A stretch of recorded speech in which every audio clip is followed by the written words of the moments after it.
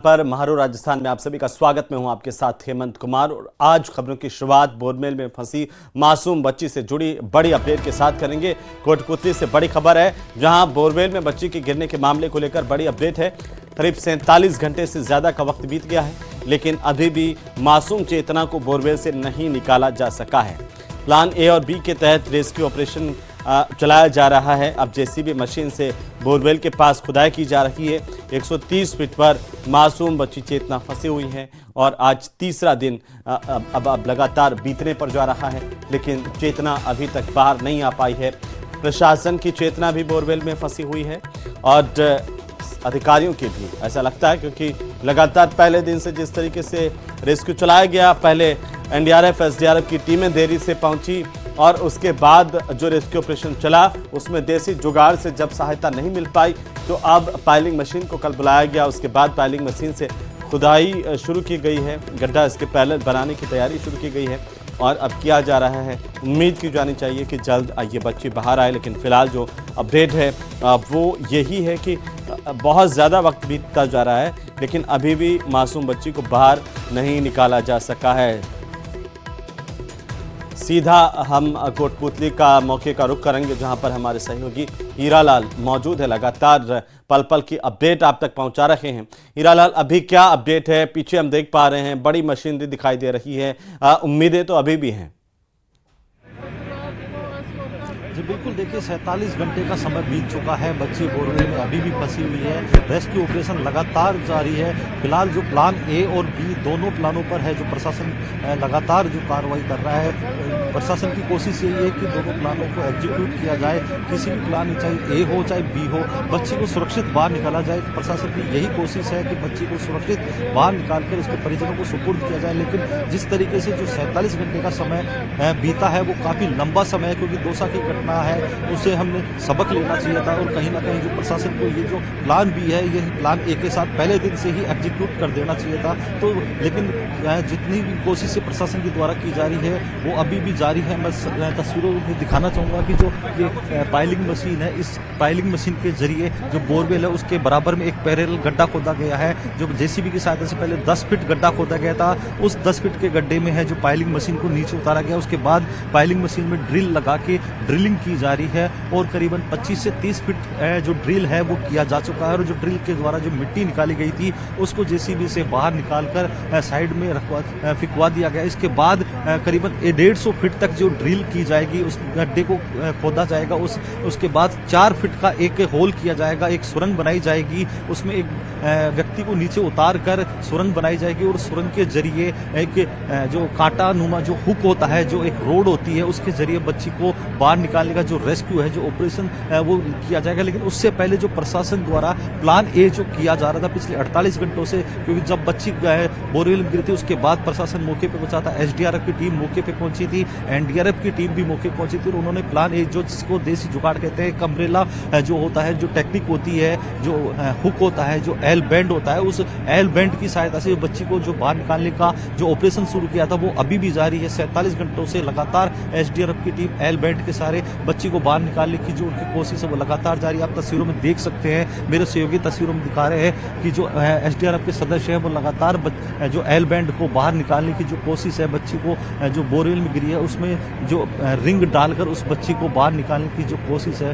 वो लगातार उनके द्वारा की जा रही है। मैं तस्वीरों में ये भी दिखाना चाहूँगा कि किस प्रकार से आज अवकाश का दिन है, आसपास के जितने भी ग्रामीण हैं वो यहाँ इस रेस्क्यू ऑपरेशन को देखने के लिए भी उन लोगों की भीड़ एकत्रित हुई है। किस प्रकार से आप तस्वीरों में देख सकते हैं, बड़ी संख्या में लोग यहाँ मौजूद हैं। उन सब की एक ही दुआ है, उनकी उम्मीदें अभी भी बरकरार है। हालांकि जो बच्ची को 47 घंटे से ज़्यादा का समय उस बोरवेल में हो चुका है, लेकिन उम्मीदें कहीं ना कहीं अभी भी जिंदा है।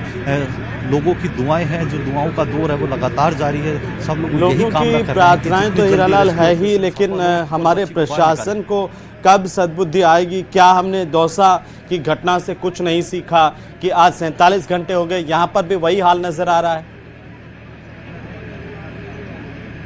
जी बिल्कुल, देखिए कहीं न कहीं जो प्रशासनिक लापरवाही है वो ज़रूर देखने को मिली है, क्योंकि 47 घंटे का समय बहुत लंबा समय होता है। क्योंकि दौसा की जो घटना थी उससे ज़रूर इनको सबक लेना चाहिए था कि यहाँ जो प्लान ए है, जो पाइलिंग मशीन है जिसके बारे में हम लगातार चर्चा कर रहे थे, वो पाइलिंग मशीन को यहाँ पहले दिन ही बुला लेनी चाहिए थी, ताकि बच्ची का जो रेस्क्यू ऑपरेशन है वो तुरंत किया जा सके। लेकिन कहीं न कहीं जो प्रशासन की जो सामंजस्य था, क्योंकि एसडीआरएफ के अधिकारियों ने पहले दिन ही मौका स्थिति देखकर जो प्रशासनिक अधिकारी है उनको अवगत करा दिया था, प्लान बी एग्जीक्यूट करने का जो निवेदन था, जो सुझाव था वो उनको दिया गया था। लेकिन कहीं ना कहीं आपसी सामंजस्य, आपसी तालमेल के अभाव में जो प्लान बी है जो एग्जीक्यूट नहीं किया गया, क्योंकि जी जो पाइलिंग हीरालाल, अभी लोग ये जानना चाहते हैं कि और कितना वक्त लगेगा, कितनी देर में ये पूरा का पूरा पाइलिंग मशीन जो है वो वहां नीचे तक पहुंच जाएगी, सुरंग बना देगी, और कितना वक्त बाकी है? जी देखिए, अभी रेस्क्यू ऑपरेशन में जिस प्रकार से जो गति चल रही है उस कहीं ना कहीं कहा जा सकता है कि ऑपरेशन जल्दी पूरा होगा। लेकिन अभी जो पाइलिंग मशीन जो प्लान बी के तहत यहाँ मंगवाई गई थी उसके तहत जो गड्ढा खोदा जा रहा है, जो ड्रिलिंग की जाती है, तो करीबन 30 से 40 फुट की ड्रिलिंग की जा चुकी है। 150 फीट की गहराई तक ये ड्रिलिंग की जानी है। उसके बाद 4 फीट का एक सुरंग भी बनाना है। तो कहा जा सकता है कि जो प्रशासनिक अधिकारी, जो रेस्क्यू टीम है, लगातार इस कोशिश में लगे हुए कि जितनी जल्दी इस रेस्क्यू ऑपरेशन को अंजाम दिया जा सके, ताकि बच्ची को सुरक्षित निकालकर उस अपने परिजनों के सुपुर्द किया जा सके। लेकिन समय की अभी कोई तो आज पाइलिंग मशीन ने कब से काम करना शुरू किया था, और जिस तरीके से अब काम कर रही है, अभी तक 40 फीट आप बता रहे हैं, 150 फीट तक गड्ढा बनाने के लिए लगता है कि आज का पूरा दिन लग जाएगा? जी बिल्कुल, देखिए देर रात को जब पाइलिंग मशीन यहाँ पहुंची थी, क्योंकि रात का समय था इसलिए गड्ढा खोदना आसान नहीं था, क्योंकि बोरवेल के पास जब ड्रिल किया जाता है, पाइलिंग मशीन बड़ी भारी मशीन होती है, जब ड्रिल की जाती है तो कंपन भी होता है ज़मीन में। तो जो मिट्टी का जो बोरवेल है, क्योंकि उसमें से लोहे के पाइप पहले निकाले जा चुके थे, तो कहीं ना कहीं ड्रिल की वजह से जो कंपन होता है, कहीं बच्ची को नुकसान न हो, जो बोरवेल है उसमें जो मिट्टी है वो उस पर गिर नहीं जाए, इस वजह से है जो सुबह आज सुबह जो पाइलिंग मशीन की जो है खुदाई चालू की गई थी। उसके बाद जो प्लान है और प्लान बी दोनों को लगातार पैरेलल जो है एग्जीक्यूट किया जा रहा है। लेकिन संभावना यही है कि जो प्लान ए है, जो देसी जुगाड़ जो एल बैंड है, उसकी सहायता से ही बच्ची को बाहर निकालने की कोशिश जो प्रशासन द्वारा की जा रही है। तो संभावना यही जताया जा रहा है कि जल्दी ही ये रेस्क्यू ऑपरेशन सफल होगा और उसको अंजाम दिया जा सकेगा। लेकिन हीरालाल, आखिरी बार अगर हम बात करें, ये बच्ची की तस्वीरें कब प्रशासन को, यहाँ के एडमिनिस्ट्रेशन को प्राप्त हुई, और क्या कोई हरकत महसूस हुई है अभी भी? जी मैं बताना चाहूँगा कि फिलहाल है जो बच्ची की मूवमेंट को लेकर कोई जानकारी नहीं मिल पा रही है, क्योंकि लगातार जो है प्रशासन, जो रेस्क्यू टीम के सदस्य हैं वो मॉनिटरिंग कर रहे हैं, जो सीसीटीवी कैमरा है बोरवेल में डालकर बच्ची की मूवमेंट की हरकत जानने की कोशिश कर रहे हैं। लेकिन पिछले काफ़ी समय से बच्ची की जो मूवमेंट है उसके बारे में कोई जानकारी नहीं मिल पा रही है, क्योंकि बच्ची के जो आसपास है मिट्टी का जो बोरवेल की जो मिट्टी है उसके पास जमा हो गई है, और जो मॉइस्चर है उसकी वजह से जो मिट्टी गीली हो गई थी, तो गीली होने की वजह से मिट्टी उस बालिका के आसपास जो इकट्ठी होने की वजह से जो प्रशासन को कैमरा वहां तक पहुंचाने में काफी परेशानी को सामना करना पड़ रहा है। फिलहाल ऑक्सीजन की सप्लाई भी वहां लगातार पिछले 47 घंटों से दी जा रही है। 3 कैमरे प्रशासन यहां उपयोग में ले रहा है। पिछले 2 कैमरे, जब 2 बार रेस्क्यू ऑपरेशन विफल हुआ था तो एक कैमरा खराब भी हुआ था। इसके बाद दूसरा जो सीसीटीवी कैमरा यहाँ मंगवाया गया था उसको बोरवेल में डाला गया था, लेकिन मिट्टी होने की वजह से बालिका तक जो कैमरा है वो पहुंचने में कहीं ना कहीं दिक्कत उसको हो रही है। इस वजह से मूवमेंट जो बालिका की जो स्क्रीन पे देखने को जो परेशानी आ रही है, तो कहा जा सकता है कि अभी फिलहाल मूवमेंट के बारे में प्रशासन को भी अभी जानकारी नहीं है। कोई किसी तरह की आवाज़ आ रही है चेतना की, किसी तरह से कोई रेस्पॉन्ड कर रही है आवाज़ लगाने पर, इस तरह की कोई जानकारी है?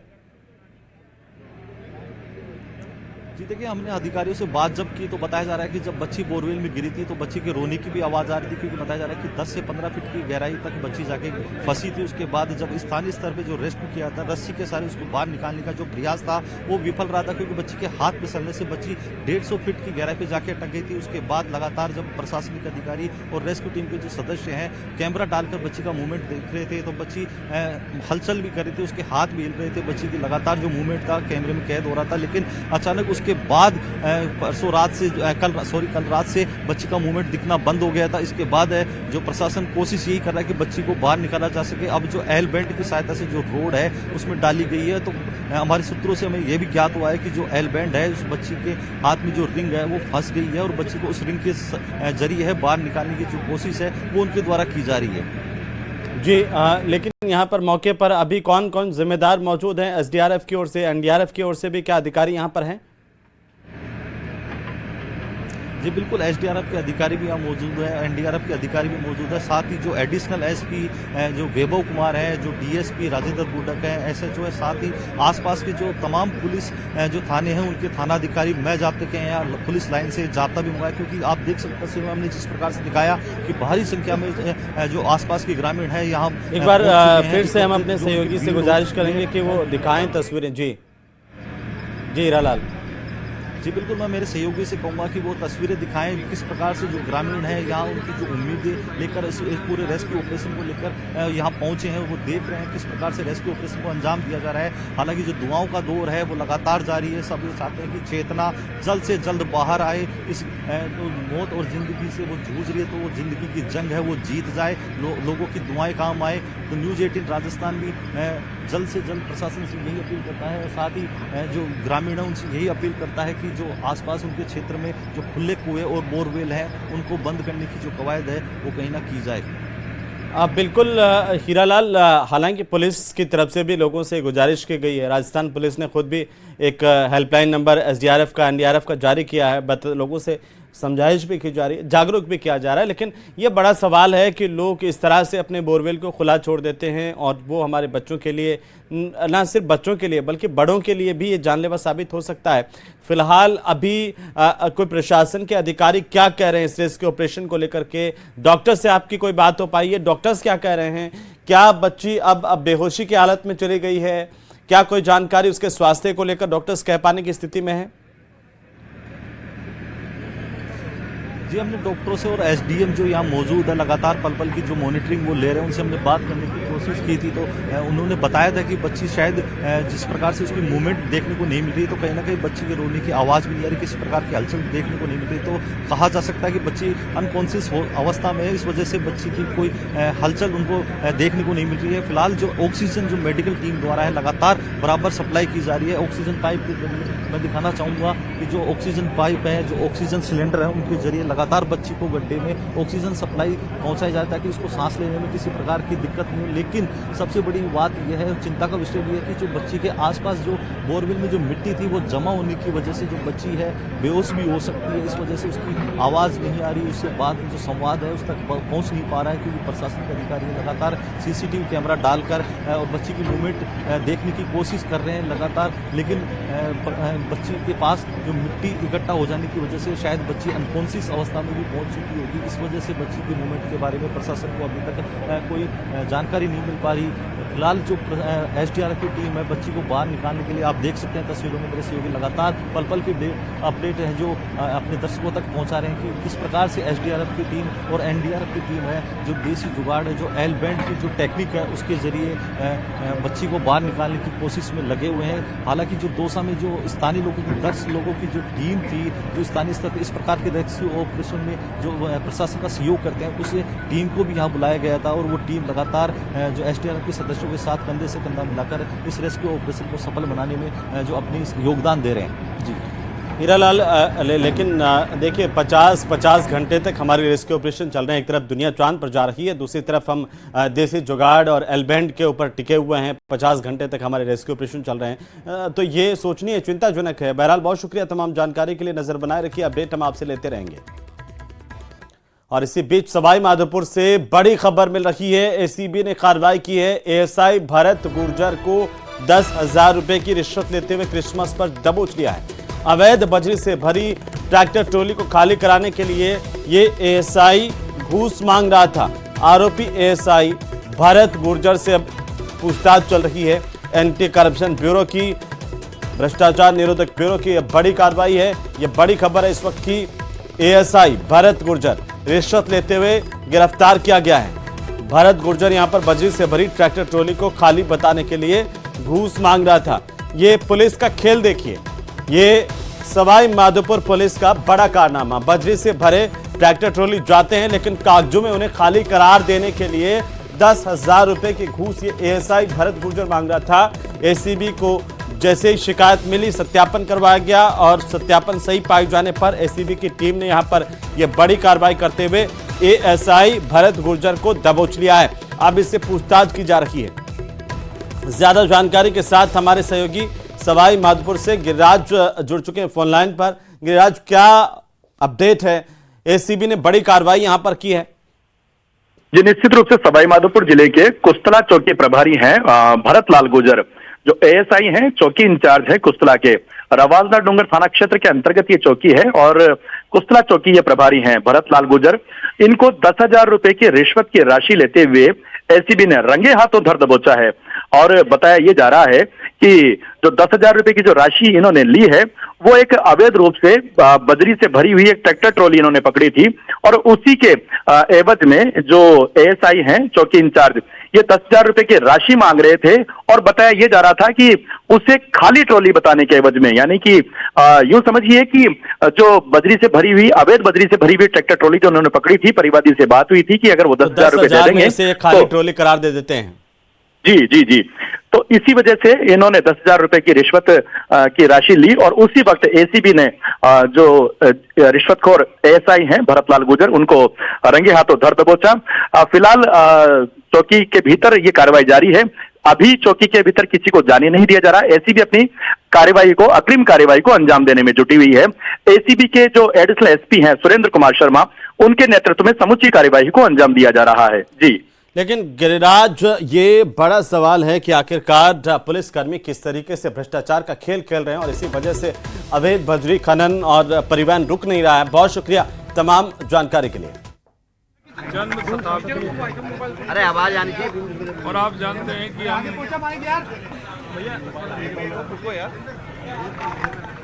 इसको जन्म शताब्दी के रूप में हम मना रहे हैं। आज हमने हर ग्राम पंचायत में चरणबद्ध तरीके से हम अटल ज्ञान केंद्र की स्थापना करेंगे, जिसमें लाइब्रेरी, ई लाइब्रेरी का भी संचालन होगा और वहाँ सरकारी योजनाओं का लाभ देने के लिए भी काम आएगा। ग्रामीण क्षेत्र के तो मुख्यमंत्री भजनलाल शर्मा को आप सुन रहे थे। अटल बिहारी वाजपेयी को लेकर कार्यक्रम का आज आयोजन और ग्राम पंचायत स्तर पर भी इस तरह के आयोजन किए जा रहे हैं। श्री गंगानगर से बड़ी खबर मिल रही है, जहां बीएसएफ ने पाकिस्तानी घुसपैठियों को ढेर कर दिया है। कोहरे की आड़ में ये घुसपैठ की कोशिश कर रहा था और इसी दौरान बीएसएफ ने ये बड़ी कार्रवाई की है। केसरी सिंहपुर थाना इलाके के गाँव 1X की घटना है। पाक घुसपैठिए के कब्जे से पाकिस्तानी करेंसी बरामद की गई है। घुसपैठिए से तंबाकू और बीड़ी सिगरेट भी बरामद हुआ है। तो श्री गंगानगर से यह बड़ी खबर है, बीएसएफ ने एक पाकिस्तानी घुसपैठिए को मार गिराया है। और इसी बीच डीग से बड़ी खबर, 10वीं कक्षा की छात्रा के अपहरण मामले को लेकर के बड़ी जानकारी सामने आ रही है, जहां पीड़िता के माता पिता ने पहाड़ी थाना प्रभारी पर गंभीर आरोप लगाए हैं। एसएचओ बने सिंह पर उनके साथ अभद्र व्यवहार करने के आरोप लगाए हैं। पुलिस सरेआम बदमाशों की ओर से कारित की जाने वाली इस घटनाओं को रोक नहीं पाती। आज पूरे देश में ये चर्चा में बनी हुई है ये खबर कि आखिरकार कैसे डीग इलाका, जहां पर खुद गृह राज्य मंत्री का इलाका है, वहां पर सरेआम बदमाश आते हैं, 10वीं कक्षा की छात्रा का सरेआम अपहरण करते हैं, फायर करते हैं और भाग जाते हैं। पुलिस हाथ पर हाथ धरे बैठी हुई है। अब पुलिस पर यह गंभीर आरोप लग रहे हैं कि जो पीड़िता है उनके माता पिता से पहाड़ी थाना प्रभारी बने सिंह ने उन्हें धमकाया है, घटना को झूठा बताते हुए। जिनकी तस्वीरें आपकी टीवी स्क्रीन पर इस पूरी घटना को लेकर के पीड़ितों पर उन्होंने ढोंग करने के आरोप लगा दिए। जब पुलिस महकमा नाकामयाब रहा है इस पूरी घटना का खुलासा करने में, पीड़ितों ने उच्च अधिकारियों से शिकायत की है। खानदान ने हमको धमकी दी कि तुम डोम कर रही है, तुमने उठवाई तुम्हारी बच्ची और तुम ही डोम कर रही है। हमको हमारी बच्ची हम ही उठवा देंगे। तानदार को हमारे कोई वैल्यू ही नहीं समझ रहे साहब। हम कहा करें, हम कहा जाके मरे साहब। हम पे वही तो चोरा वही चोरी, हमारी कोई नहीं सुन रहा साहब। गार गलोच करिए, मनते ढोंग कर रहे हैं। हम मनते ढोंग करें, जो बच्ची हमारी गई है हम ढोंग करेंगे हैं? बच्ची के पेपर है जो फायरिंग करके और जो दादागिरी तो ले गए, हम ढोंग कर रहे हैं? हमारे बैयर से हैं इतने बदतमीज से बोलो, ये को तमीज है? हैं? बच्चे उठ गई है, फायरिंग करके गई है, कोई वसत ना गई भग के किसी के साथ हैं? जबरी ले गए, क्या हुआ? और इसी बीच राजधानी जयपुर से बड़ी खबर, जहां पर भांकरोटा अग्निकांड मामले को लेकर के बड़ी अपडेट है। एक और मरीज की मौत होने की जानकारी सामने आ रही है। आज 2 मरीजों की मौत एसएमएस अस्पताल में हो चुकी है। विजेंद्र नाम के मरीज की भी मौत हुई है। अब तक 17 का आंकड़ा मरने वालों का पहुंच चुका है इस अग्निकांड का, और ये रुकने का नाम नहीं ले रहा है। एसएमएस अस्पताल में 16 मरीजों का अभी भी इलाज चल रहा है, जिनमें से कई की हालत अभी गंभीर बताई जा रही है। ये अग्निकांड जिससे पूरा जयपुर दहल गया, चंद मिनटों में कई लोग जिंदा जल गए, और उसके बाद अब जो लगातार एसएमएस अस्पताल में मरीज भर्ती हैं, उनमें से भी मौत का आंकड़ा बढ़ता हुआ नजर आ रहा है। कुल मिलाकर के अब तक इस अग्निकांड में 17 लोगों की मौत हो चुकी है। एसएमएस अस्पताल में 16 मरीजों का अभी भी इलाज जारी है।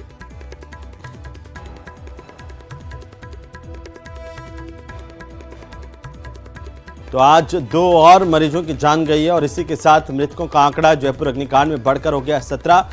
16 लोगों की अभी भी अस्पताल में इलाज चल रहा है, जिनमें से कईयों की हालत अभी गंभीर बताई जा रही है। आज 2 और मरीजों की मौत हुई है।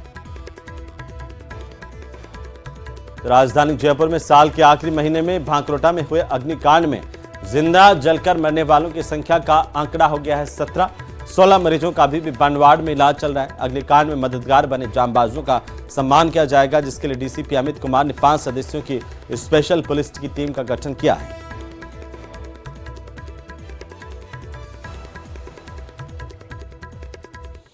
उधर कजाकिस्तान के अक्ताउ शहर के पास में एक यात्री विमान के दुर्घटनाग्रस्त होने की खबर मिल रही है। हादसे में 66 लोगों के मारे जाने की आशंका जताई जा रही है। यह बड़ी खबर, दुर्घटना से पहले विमान ने अक्ताउ हवाई अड्डे के ऊपर कई बार चक्कर लगाए थे, और यह विमान अजरबैजान एयरलाइंस का था। कजाकिस्तान के आपातकालीन मंत्रालय की तरफ से इस बात की पुष्टि की गई है कि विमान बाकू से दोजनी के लिए उड़ान पर था और अक्ताउ के पास दुर्घटनाग्रस्त हुआ है। तो विमान के क्रैश होने की खबर मिल रही है। कजाकिस्तान के अक्ताउ से यह तस्वीरें सामने आई है। ये देखिए पूरे हादसे की तस्वीरें जिस तरीके से कैमरे में कैद हुई हैं। ये कजाकिस्तान के अक्ताउ की तस्वीरें देखिए, विमान कैसे हादसे का शिकार हो गया। 66 लोगों की मौत होने की जानकारी प्रारंभिक तौर पर अभी सामने आ रही है। इसकी संख्या बढ़ सकती है, घट सकती है, फिलहाल और इंतजार करना होगा। लेकिन ये बड़ा विमान हादसा हुआ है, प्लेन क्रैश हुआ है, जिसमें कई लोगों की मौत की आशंका है। बताया जा रहा है कि 66 लोगों की जान गई है।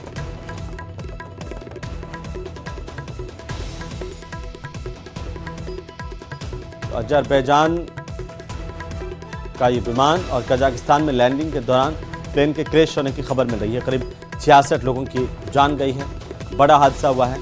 इस साल के अंत में ये बड़ा विमान हादसा है। इस प्लेन में बताया जा रहा है कि 72 लोग मौजूद थे, जिनमें से 66 की जान गई है। यह आंकड़ा भी और बढ़ सकता है। अक्ताउ इलाके की तस्वीरें आपकी टीवी स्क्रीन पर, जहां पर यह हादसा हुआ है। कजाकिस्तान के अक्ताउ में यह बड़ा विमान हादसा हुआ है। लाल घेरे में इस विमान के क्रैश होने की तस्वीरें आप देखिए। किस तरीके से विमान जब लैंडिंग कर रहा था, उसी दौरान यह क्रैश हुआ है।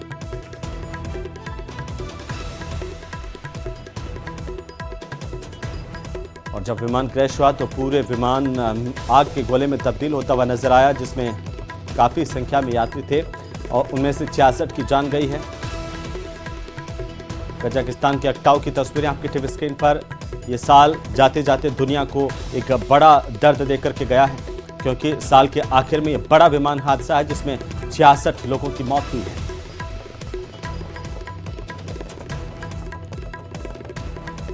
एक तरफ दुनिया क्रिसमस सेलिब्रेट कर रही है, दूसरी तरफ ये बड़ा विमान हादसा हुआ कजाकिस्तान के इलाके में, जहां अक्ताउ की तस्वीरें सामने आई हैं। प्लेन क्रैश हुआ है, कई लोगों की मौत की आशंका है। बताया जा रहा है कि 66 लोगों की जान गई है। कुल 77 से ज्यादा लोग इस विमान में सवार थे।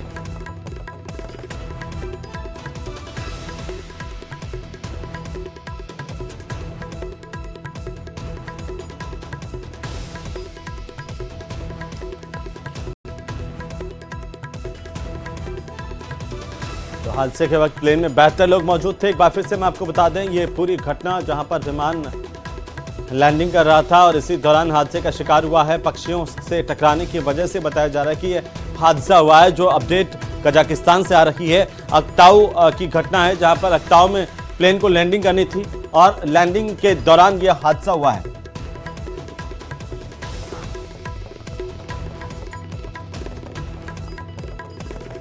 कजाकिस्तान के अक्ताऊ की ये तस्वीरें जहां पर लैंडिंग के दौरान ये बड़ा हादसा हुआ है।